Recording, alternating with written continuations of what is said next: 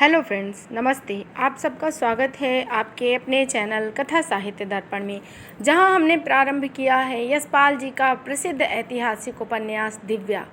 दिव्या को हम प्रथम भाग में प्रस्तुत कर चुके हैं, जहां हमने देखा कि राजनर्तकी मल्लिका के द्वारा आज अपना उत्तराधिकारी चयन करना है और उसके लिए उसने नगर में एक आयोजन किया है। सारे नगर के लोग नगर का वह आयोजन देखने के आते हैं, जिसमें दिव्या नामक युवती, जो कि धर्मस्थ की पौत्री होती है, उसने अपना सर्वश्रेष्ठ नृत्य प्रस्तुत किया। और जो नगर के युवक वीर थे, उन्होंने भी अपना योगदान दिया, और जिसमें से दास पुत्र पृथुसेन भी विजयी हुआ। और वहाँ के नियम के अनुसार जो लड़की नृत्य में या अन्य कलाओं में विजयी होती है, पुरस्कार प्राप्त करती, वह वीरता या विजेता कुंवर को माला और मुकुट पहनाती है, और वह उसकी शिविका यानी डोली को कंधा देता है। और हुआ भी ऐसा। पृथुसेन ने पहले से ही उस शिविका के दंड को पकड़ रखा था, जहाँ पर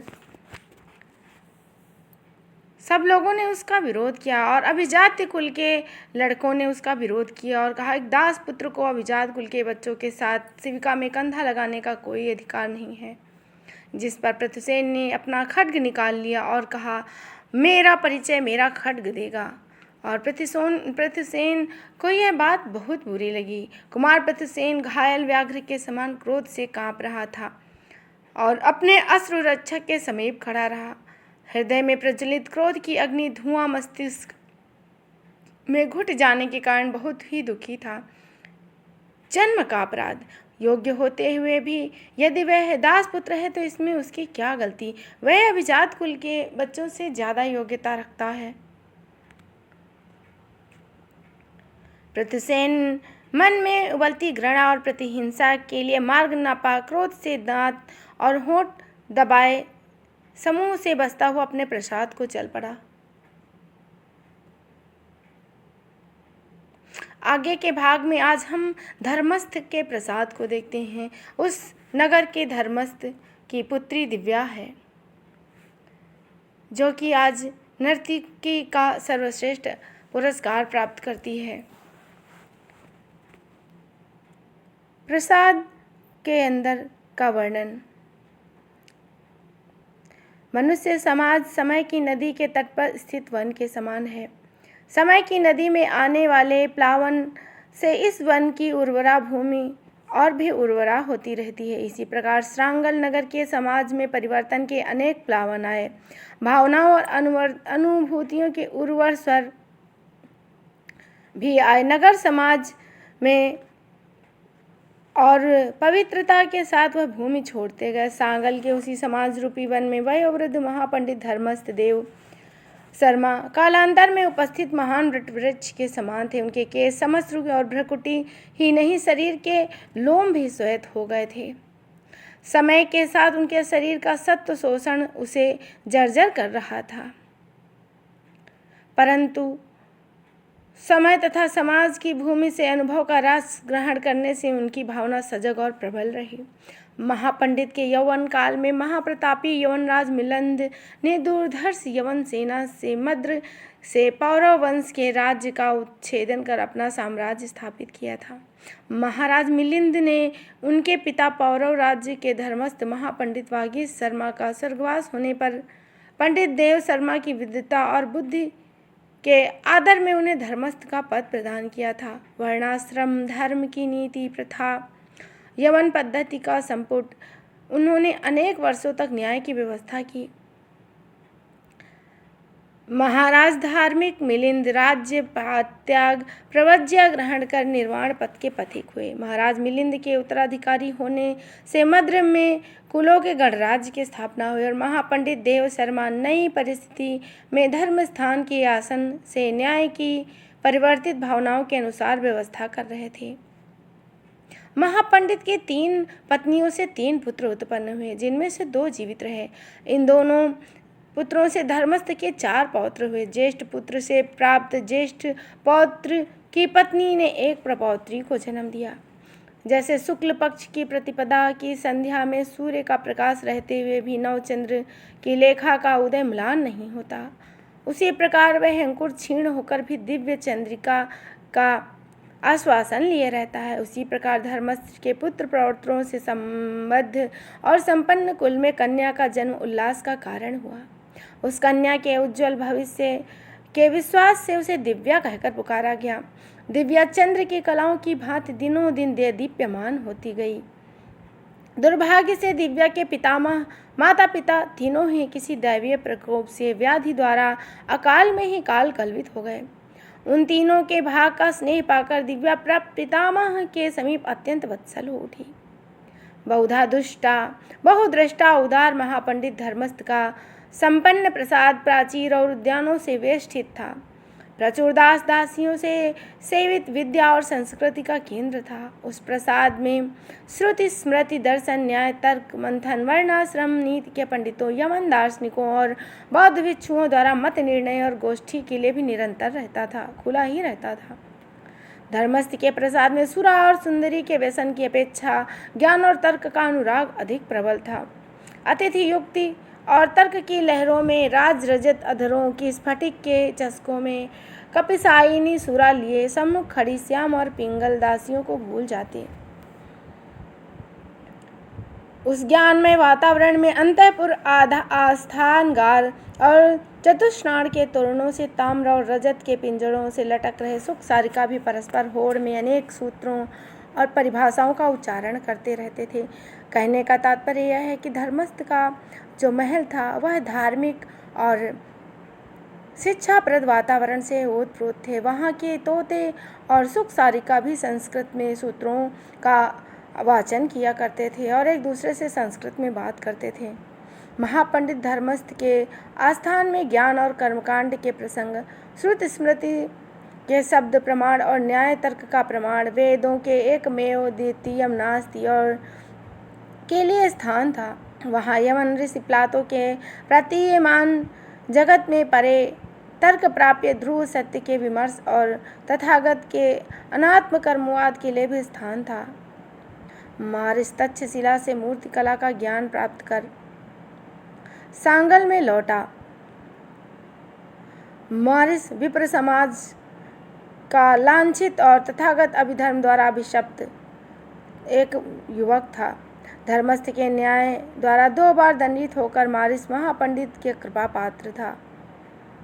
एक दिन उसने तथागत के पूर्व अवतारों को मिथ्या विश्वास बताकर संघ स्थाविर से प्रतिज्ञा को भंग कर जातक कथा उत्तीर्ण करना अस्वीकार कर दिया। संघ स्थविर ने भोग लिप्सा के सुख को मिथ्या भ्रांति के रूप में दिखाने का आदेश दिया। मारिस ने वह भी स्वीकार न किया।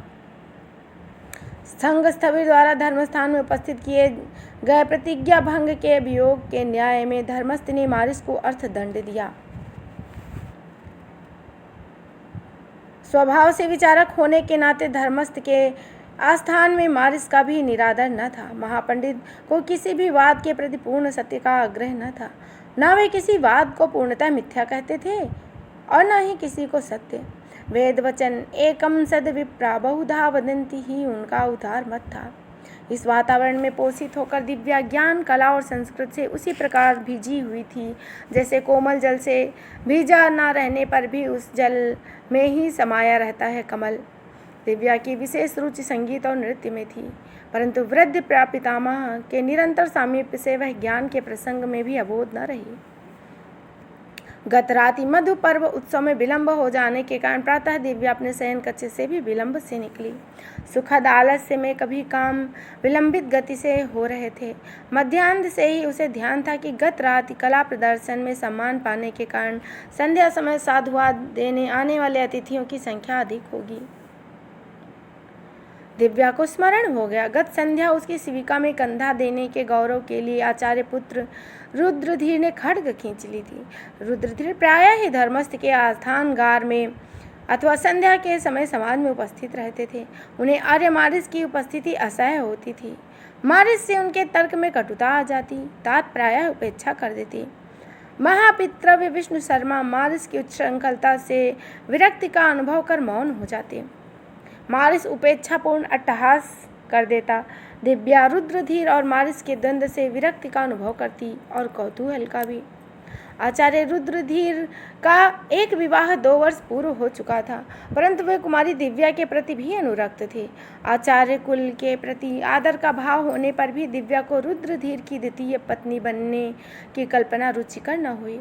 इस प्रकार की स्मृतियों में वह संध्या की कल्पना कर रही थी। दासी ने संदेश निवेदन किया, तात धर्मस्थ कुमारी का स्मरण कर रहे हैं। धर्मस्थ ने स्नेह से दिव्या के केस पर हाथ रख आदेश दिया। वत्से, दास श्रम्भक ने निवेदन किया है, कोई रथारूढ़ भद्र अभ्यागत द्वार पर उपस्थित है। मैं गत रात्रि के श्रम से क्लांति अनुभव कर रहा हूँ। पुत्री, अभ्यागत की अभ्यर्थना कर कुशल क्षेम और आने का कारण पूछो। दिव्या दासी के हाथ में रजत आधार का तांबूल और अर्घ लेकर आस्थानागार में पहुंची। सन्मुख मुख द्वार से यवन सामंत के समान गौर वर्ण परंतु द्विज के समान कृष्ण नेत्र, ऊंचे और बलिष्ठ शरीर क्षत्रिय वंशी युवक ने अत्यंत गंभीर मुद्रा में प्रवेश किया। युवक मूल्यवान कौशेय वस्त्रों को उपेक्षा से धारण किए हुए थे। दिव्या ने पहचाना, गत रात्रि का सर्वश्रेष्ठ खड्गधारी आयुष्मान पृथुसेन। दिव्या ने अभ्यागत के सम्मुख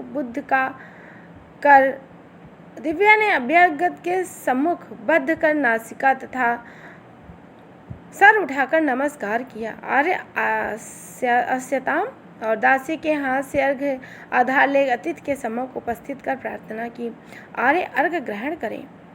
क्षुब्ध अभ्यागत नमस्कार का उत्तर गंभीरता से देकर अर्घ्य ग्रहण करने से पूर्व ही बोले, भद्रे, महाश्रेष्ठी प्रेस्थ का पुत्र मैं पृथुसेन धर्मस्थ के द्वार पर न्याय भिक्षा के लिए प्रस्तुत हुआ हूँ। आस्थानागार के मुखोद्वार के तोरण से पिंजरे में लटकी वाचाल सारिका बोल उठी, न्यात पथम प्रविचलन्ति पदम नधीरा। दिव्या के होंठों पर अभ्यागत के स्वागत में शिष्टाचार की ईषत मुस्कान सारिका की वाचालता से हास्य में परिणित हो गई। कुमारी ने आश्वासन दिया, आर्य अर्घ्य ग्रहण करें, न्याय द्वार से न्याय के लिए निराश न होना पड़ेगा। अबोध सारिका भी इस सत्य की साक्षी है।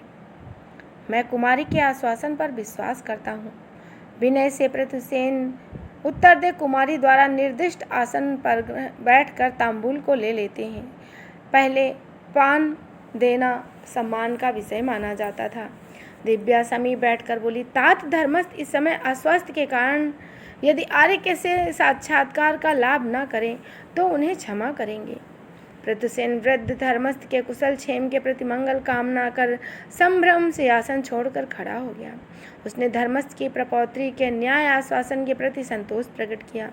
पुनः दर्शन की आशा लेकर वह लौटना ही चाहता था कि धर्मस्थ के पुत्र दिव्या के महापितृव्य पंडित विष्णु शर्मा और पितृव्य प्रबुद्ध शर्मा चिंतनशील मुद्रा से वार्तालाप करते हुए आस्थानागार में प्रविष्ट हुए। प्रबुद्ध शर्मा ने अतिथि को संबोधन किया, आयुष्मान प्रबुद्ध शर्मा नमस्कार करता है। विष्णु शर्मा ने प्रबुद्ध शर्मा की ओर दृष्टि डालकर अभिवादन का संकेत मात्र कहा। अभ्यागत की अभ्यर्थना करता हूँ। पृथुसेन विदा की आज्ञा ले चुका था। नवागंतुक पितृव्यों का व्यस्त भाव देकर उनके वार्तालाप में बाधा न डालने के विचार से वह सत्कार का उत्तर देकर विदा हो गया। दिव्या को संबोधन कर विष्णु शर्मा बोले, दास सारथी पुत्र को तुम अर्घ्य से सत्कार करती हो। तुम अपने पितृव्य प्रबुद्ध शर्मा की भांति समदर्शी तथागत की शिष्या होने योग्य हो। दिव्या महापितृव्य के उपलम्ब से मौन रह गई, परंतु प्रबुद्ध शर्मा ने अपने भ्रातृज्य के प्रति व्यंग्य का उत्तर परिहास से दिया। तात पृथुसेन का पिता किसी समय दास था, आज वह अनेक दासों का स्वामी है। सांगल का प्रमुख श्रेष्ठी और गणिपति का प्रमुख मंत्रणा दाता है। सांगल में उसकी अवज्ञा कौन कर सकता है। तात पृथुसेन दासों की भांति हाथ में चंवर लेकर नहीं खड़ा रहता। क्यों दिव्य, वत्से वह सम्मान का अधिकारी है। विष्णु शर्मा उद्विग्न होते, धन संचय से सम्मान का अधिकारी। प्रबुद्ध श्रमणों और यवनों की संगति और परिव्यापक वैश्य वृत्ति की ओर प्रवृत्ति होने से तुम्हारी ऐसी बुद्धि हो गई है। धन की महिमा तुम्हारी दृष्टि में इतनी अधिक है। धन भोग्य वस्तु है, वह मनुष्य का मूल्य निश्चित नहीं कर सकता। धन के इसी गर्व के कारण विष्णु शर्मा का स्वर तीव्र हो गया। रात्रि इस दासपुत्र ने द्विज सामंतों और उनके पुत्रों से स्पर्धा कर सरस्वती पुत्री की शिविका से कंधा लगाने का साहस किया था। रुद्रधीर के वर्जने पर वह खड्ग खींचकर खड़ा हो गया। ब्राह्मण के सम्मुख दास खड्ग खींचे। इस प्रकार के अनाचार से मद्र राज्य में कुलगढ़ को शासक और वर्णाश्रम का क्या अधिकार और सम्मान रह जाएगा। प्रबुद्ध शर्मा ने पुनः मुस्कुराकर उत्तर दिया, परंतु तात, मनुष्य और उसके वंश की स्थिति में परिवर्तन आता जाता है। छत्रपति मौर्य वंश भी एक समय नापितों का कुल था। दूसरे समय संपूर्ण जम्बूद्वीप ने उनकी वंदना की। विप्रश्रेष्ठ चाणक्य ने उनका मंत्रित्व ग्रहण किया। भूमि अब उस अनाचार से मुक्त हो चुकी है। विष्णु शर्मा बोले, अपनी यह स्थिति को सम्मानित बताने के लिए वर्णाश्रम का पद न्यून करने के लिए अशोक ने मुंडियों की शरण ली। यदि देवता मनुष्य से अधिक समर्थ है तो देवता का अंश अग्नि को धारण करने वाला ब्राह्मण भी शूद्र के समान नहीं। अग्निमुख ब्राह्मण के श्राप से पातक ध्वंस होकर पृथ्वी पाप मुक्त हुई। कल अभिजात कुल की स्पर्धा में इस दासपुत्र ने खड्ग खींचा। यदि वह पीछे न हट जाता, उसके रक्त से उसके सर्वश्रेष्ठ खड्गधारी होने का अहंकार का प्रायश्चित हो जाता। यवन गणपति के अविचार से यह समस्या उत्पन्न हुई। यह मद्र के कुलगढ़ का राज्य है। यवन मिलिंद का धर्म चक्र नहीं। नीचों को यह कहने का अहंकार, कम्मणा भवति ब्राह्मणो, ब्राह्मण को जिसने देवत्व दिया केवल वही उसे पदस्थ कर सकता है, मनुष्य ऐसा नहीं कर सकता। क्या यही मुंडी समय पर वृष्टि न करने से दुष्कर्म पर मेघराज इंद्र को भी अपदस्थ करेंगे? वह संभवतः तात के न्याय की शरण मांगने आया था, परंतु तात, प्रबुद्ध शर्मा ने पितृव्य के प्रति आदर के विचार से विनीत परिहास में उत्तर दिया, देवता का विधान केवल विश्वास और अनुमान की वस्तु है। जैसा देवता के अस्तित्व का प्रमाण केवल विश्वास और अनुमान है, देवता और उनका विधान अनुभव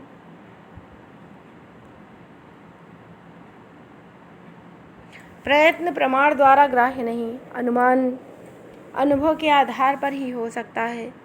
यदि अनुमान अनुभव द्वारा प्रमाणित नहीं तो संदिग्ध है। उत्तेजित होकर विष्णु शर्मा ने प्रत्युत्तर दिया, यह मुंडियों का कुतर्क है। प्रमाण क्या है? आप तो पुरुष का वचन मात्र, जो नहीं जानता उसके लिए जानने का वचन प्रमाण है। ब्राह्मण के अधिकार का प्रमाण ब्राह्मण की शक्ति है। प्रबुद्ध शर्मा के बाहुमूल पर बंधे रत्न जटित अंगद की ओर संकेत कर उन्होंने आवेश में पूछ लिया, क्या मूल्य है आज यह रत्न धारण करने का? प्रबुद्ध के कंधों पर पड़े उत्तरीय और उनके हाथ की अंगूठियों का क्या प्रयोजन है यह कौशेय धारण करने का, जब दासपुत्र और शूद्र भी ऐसे ही इससे भी उत्तम वस्त्र पहनते फिरते हैं? यदि शूद्र दास भी द्विज के समान अधिकार पा सकता है तो द्विजत्व क्या है? क्या ब्राह्मण के मंत्र और क्षत्रिय के शस्त्र की शक्ति शूद्र की सेवा के लिए है? विष्णु शर्मा आवेश में दीर्घ पदों से अंतःपुर की ओर चले गए। महापितृव्य के क्रोध से अभिप्रेत होकर दिव्या उंगलियों में उत्तरी का छोर लपेटती हुई भूमि पर बने तुलिका लेखन की ओर दृष्टि गड़ाए खड़ी थी। प्रबुद्ध शर्मा भ्रातज्ञा को सांत्वना देने के लिए करुणा से बोले, बच्चे, खिन्न होने का कारण नहीं, अभ्यागत का सत्कार करना चाहिए। पितृव्य दास पुत्र को नमस्कार नहीं करना चाहते, परंतु अभ्यागत की अभ्यर्थना तो उन्होंने भी की ना। मद्र की परिपाटी की उपेक्षा आर्य कैसे कर सकते हैं? पितृव्य की सहानुभूति से दिव्या का क्षोभ उमड़ आया। नेत्रों में छलक आए अश्रु छिपाने के लिए उत्तरी के छोर से ढके मुंह को सिर झुकाए दिव्या खड़ी रही। दिव्या की पीठ पर हाथ रख प्रबुद्ध ने स्नेह से प्रताड़ना की। बालिश, पितृव्य का मत उस प्रकार का है तो क्षोभ का क्या कारण है? मतभेद तो स्वाभाविक है। तात की गोष्ठियों में तूने विज्ञों को कभी एक मत होते देखा है? और उनमें कौन मूर्ख है? आचार्य, प्रवर्धन या पंडित ईस्कृद, सभी अपनी अपनी जगह श्रेष्ठ हैं, पर कभी एक मत नहीं हुए। दिव्या ने आंसू पोंछकर अवरुद्ध कंठ से उत्तर दिया, गत संध्या ही तो गढ़ परिषद ने आर्य प्रतुसेन को सांगल के सर्वश्रेष्ठ खड्गधारी का सम्मान दिया, इसमें मेरा क्या दोष?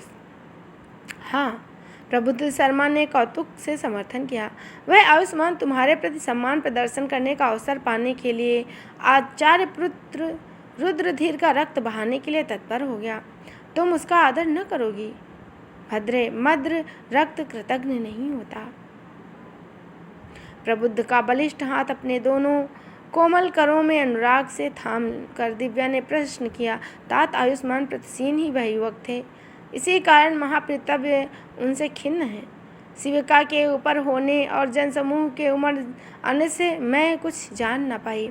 हाँ, आओ। स्नेह से दिव्या को अंक में लेकर अंतःपुर के द्वार की ओर बढ़ते हुए उन्होंने कहा, कोई आश्चर्य नहीं, शिविका रूढ़ शिविका वाहकों की ओर कब देख पाते हैं। भद्रे, दासी से मेरे लिए स्नान का आयोजन करने के लिए कहो।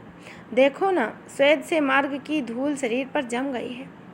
प्रतुसेन के लौट जाने पर दिव्या उसके आगमन का समाचार और प्रयोजन तुरंत ही तात धर्मस्थ के सम्मुख न कह सकी। संध्या हो गई और महापंडित अनेक कार्यों में व्यस्त होकर रात्रि के प्रथम पहर तक अभ्यागतों से घिरे रहे। दिव्या के मन में यह प्रसंग निरंतर बना रहा। अन्य सभी विषयों से ऊपर वही प्रसंग उठाता, मन की दुविधा ही अनुभव होने लगती। महापितृव्य विष्णु शर्मा का व्यवहार, घटना से स्वयं अपना संबंध, गत संध्या आए अभ्यागतों के समाज में आपानक के समय उसके इस विषय का प्रसंग सुनना। समाचार तात तक पहुंच चुका था। समाचार कहने की अपेक्षा वास्तव में उस विषय में तात का मत ही वह जान चुकी थी। दिव्या के उस प्रसंग के प्रति अपनी चिंता ही दुविधा का कारण थी। यदि विशेष विचार से पूर्व ही समाचार तात के सन्मुख कह दिया होता तो कोई बाधा न होती। अब निरंतर मनन करने से उसका मन और सोच और बढ़ गया। उसने न्याय को आश्वासन दिया तो उपेक्षा कैसे करती। एक प्रकार से वचन देना ही हुआ, अन्याय क्यों। न्याय अन्याय के प्रसंग से नित्य ही उसके कान भरे रहते हैं। दिव्या प्रायः ही संध्या से प्रसाद के उद्यान में प्रपितामह पितृव्य और महिलाओं की गोष्ठियों में उपस्थित रहती थी। वृद्धजन और कुल स्त्रियां कला में उसकी अद्वितीय क्षमता के लिए साधुवाद देकर आशीर्वाद देते थे। अभिजात युवक और कुल स्त्रियां उसकी स्तुति करती। उनकी प्रशंसा से उसे उत्साह और संतोष होता। आर्य रुद्रधीर ने उस विषय में कभी कुछ न कहा। इससे दिव्या को संतोष ही था। उसने साधुवाद पाने अथवा उन्हें उत्तर देने में असुविधा का संकोच किया। यही बात आर्य मारिस के संबंध में थी। एक दिन उन्होंने विचित्र ही बात कह दी, भद्रे, तुम्हारी कला तुम्हारा आकर्षण शक्ति का निखार मात्र है, जो नारी में श्रेष्ठ आदि की शक्ति है। अनैतिकता और अनाचार के समर्थन का अपवाद पाए मारिस के इन शब्दों में उनके स्वर और नेत्रों के भाव से दिव्या को आशंका में रोमांच हो गया। मारिस की बात दिव्या को प्रायः स्मरण हुआ थी। वे शब्द अर्थगर्भित थे। मन ही मन दिव्या उनके अर्थ और उनकी गूढ़ता और व्यंजनता को सोचती रहती। उन शब्दों में माधुर्य, गर्व, आशा और स्फूर्ति थी। परंतु उस अव्यवस्थित अपवाद के पात्र स्थान भ्रष्ट युवक के सामीप्य से संकोच और आशंका का अनुभव होता। वह सोचने लगती, सर्वश्रेष्ठ खड्गधारी आर्य प्रतुसेन ने मेरी कला के विषय में मत प्रकट नहीं किया। शिविका के प्रसंग में उनका खड्ग खींच लेना वही उनका मत था। दिव्या ने दुविधा और संकोच के कारण तात धर्मस्थ के मध्याह्न विश्राम के समय एकांत देख उनके कक्ष में प्रवेश किया। महा पंडित पर्यक पर उपाधान से पीठ टिकाए बैठे थे। दिव्या ने प्रपितामह के पिंगल केसों को सहलाते हुए प्रतुसेन के आने का समाचार कहा और प्रवाह में महापितृव्य विष्णु शर्मा के व्यवहार की बात भी कह गई। धर्मस्थ माथे पर हाथ रखकर सब सुनते रहे। फिर दिव्या के मौन में उत्तर की प्रतीक्षा का अनुभव कर बोले, अब तो देवी मल्लिका अपने अवसाद से मुक्ति लाभ कर कला की आराधना में रत हो गई है ना। हाँ तात, दिव्या ने उनके केसों में दृष्टि गड़ाए हुए उत्तर दिया। अब उनके प्रमाद में नित्य नित्य से समाज होता है। नवीन शिष्याएं भी उन्होंने स्वीकार की हैं। संतति का शोक मनुष्य को निःशस्त्र कर देता है। धर्मस्थ ने दीर्घ निश्वास लिया। हाँ, अब मल्लिका किसी शिष्या को अपना शासन उत्तराधिकारी बनाने की आशा कर रही है। क्या रुचिरा की प्रतिभा उनकी किसी अन्य शिष्या में है? मल्लिका तुम्हें और अपनी पुत्री को अपने दोनों नेत्रों के समान समझती थी। संभवतः मधुलिका को, परंतु उसमें देवी पूर्ण संतुष्ट नहीं है। तात, मधुलिका में गति का लास्य और लाघवता नहीं है ना। सत्य है बाले, मल्लिका का उत्तराधिकारिणी का उनके समान ही प्रतिभाशालिनी होना सुगम नहीं है। प्रकृति में क्रम सम रूप नहीं चलते। मल्लिका अपनी गुरुदेवी इंदिरा से कहीं आगे बढ़ गई। जन इंदिरा को भूल गया। दिव्या का मन विकल हो उठा। जिस महत्वपूर्ण प्रश्न का उसने कठिनाई से तात के सम्मुख निवेदन किया था, उस ओर उनका ध्यान नहीं गया। उसने प्रश्न किया, हाँ तात, धर्मस्थान के सम्मुख तो सभी नागरिक समान हैं। अपने माथे पर हाथ रखा, पौत्री के सिर पर टिकाकर विनोद के स्वर में उन्होंने कहा दिया, बाले, माला गुंथन, तुलिका लेखन और नृत्य वीणा छोड़कर तुम किन नई ग्रंथियों में उलझ रही हो वत्से? विनोद का उनका स्वर स्वतः ही बदल गया। दिव्य, एक महाराज पौरव का धर्म स्थान था, एक विजयी मिलिंद का और एक कुलगण के राज्य का धर्म स्थान है। कुछ क्षण मौन रहकर बोले, धर्मस्थान कोई स्वयंभू और स्वतंत्र वस्तु नहीं है, वह केवल समाज की भावना और व्यवस्था की जिह्वा है। इतने समय पर्यंत न्याय की व्यवस्था देते रहने से मैं यह समझ आया हूँ कि न्याय व्यवस्था के अधीन है। पुण्य स्मृति तात के समय पौरव वंश और उनके सामंतगण के विचार और उनके अधिकारों की शक्ति की रक्षा का विधान ही न्याय था। विजयी मिलिंद के समय इन सबका अधिकारच्युत हो जाना ही न्याय है, और महाराज मिलिंद और उनके समर्थक सामंत वर्ग और उनकी स्थिति अधिकारों की रक्षा ही न्याय है। अपने प्रश्न का उत्तर ना पाकर दिव्या ने पुनः प्रश्न किया, परंतु तात, आर्यप्रस्थ का कुल दासत्व से मुक्त हो चुका है। आयुष्मान प्रत्युसेन को गण ने सम्मानित किया है। अलिंद के सम्मुख तोरण से लटक रहे पिंजरे में सारिका की ओर दृष्टि किए वयोवृद्ध चिंतित स्वर में बोले, ठीक कहती हो वत्से, यही तो जटिलता है। प्रेत दासत्व से मुक्त हो गए हैं, प्रत्युसेन गण से सम्मानित हैं। अन्याय वह न्याय का प्रश्न न लेकर आता। प्रस्थ द्वारा अपनी माताओं के स्तन से छीनकर बेच दिए जाने वाले अश्वसावक या दास तो न्याय की समस्या नहीं उठाते। वत्से, एक व्यक्ति द्वारा न्याय की पुकार का प्रश्न जटिल नहीं होता। यदि युवक खड्गसेन बल से अपने अधिकार की रक्षा का प्रयत्न कर सकता है, केवल प्रश्न उनके सम्मान और अधिकार का नहीं है। वृद्ध समस्या गूढ़ है। उसने परिषद के सम्मुख सेना पद के लिए आवेदन किया है। वह उसके योग्य भी है। उसके पिता महत्वाकांक्षी हैं। प्रेस्थ 10 सहस्त्र स्वर्ण मुद्रा व्यय कर सकता है। यदि धर्मस्थान प्रत्युसेन को वर्ण, कुल और अभिजात वंश के सम्मान का अधिकार देता है, तो वह सेना में पद का अधिकारी हो जाता है। यदि परिषद उसे सेना में पद का अधिकार देती है, तो वह अभिजात वंश और कुल के समान उत्तराधिकारी हो जाता है। प्रत्युसेन का सेना में पद पाना सामंत के आसन की पहली सीढ़ी पर पांव जमाना है। यदि प्रत्येक कुल सामंत कुल का पद और अधिकार पा ले, तो अभिजात कुल का क्या अधिकार रहेगा? यदि गण केवल द्विज कुलों का होता तो स्थिति दूसरी थी, परंतु गण मिश्रित है। उसमें यमन सामंत हैं। तथागत के भी धर्म से प्रभावित अनेक क्षत्रिय वैश्य हैं। उनके लिए वर्ण की शुद्धता और अधिक महत्वपूर्ण नहीं है, प्रत्युत उन्हें वर्ण वर्ग की सख्त से स्पर्धा है। इसीलिए परिषद में गण संवाहक इस विषय को स्थगित किए हुए हैं। धर्मस्थान में इस प्रश्न का निर्णय समाज की व्यवस्था का प्रश्न है। तात के उत्तर से अनुत्साहित होकर दिव्या ने पूछा, परंतु तात, मध्यगढ़ राज्य के धर्मस्थान में सिंह और मृग के एक साथ जल पीने का जो सिद्धांत है, उसका क्या? तात के अत्यंत शुभ्र समस्त्र से आच्छादित मुख पर मुस्कान झलक आई। सिंह और मृग एक साथ जल पीने का रूपक न्याय व्यवस्था के प्रति आदर के लिए आवश्यक है, परंतु सिंह और मृग एक साथ जल पीने से दोनों की परवस्था में ही संभव है। स्वतंत्र तो केवल उन्हें एक साथ जल पीने के लिए विवश करने वाला शासक है। उसकी यह इच्छा ही न्याय का अधिकार है। नास्तिक मारिस ने तथागत की जातक तथा उत्कीर्ण न करने की प्रतिज्ञा भंग की है, परंतु यदि मारिस दंड, भय और अर्थलोभ से अपने मत के विरुद्ध आचरण करता तो क्या उचित था? न्यायपुत्री, न्याय के अनेक दृष्टिकोण हो सकते हैं। तात स्नेह से प्रपौत्री के केसों पर हाथ रखे हुए, परंतु मन में क्षोभ के कारण दिव्या के लिए वह स्नेह व्यवहार उस समय अर्थहीन बल्कि मानसिक यंत्रणा बन गया। दिव्या के जन्म से पूर्व उसकी माता का स्वास्थ्य क्षीण था। उसके जन्म के दिन ही दासी धाता अपने पीन स्तनों पर नवजात बालिका को लिए उपस्थित हुई। धर्मस्थ के प्रसाद में लोग धाता का अपना नाम भूल गए। वत्सल कन्या की धाता को सभी धाता कहकर पुकारने लगे। दासी ने भी उस नाम को स्वामी की कन्या की माता के स्थान पर मानकर गर्भ धारण किया। दिव्या की माता ने अपनी संतान की धात्री की कन्या को अपनी संतान की छाया मानकर ही पुकारा और उसका नाम भी छाया ही हो गया। वयोवृद्ध धर्मस्थ के स्वर्गीय ज्येष्ठ पुत्र के एकमात्र पुत्र की एकमात्र कन्या सभी की दुलारी थी।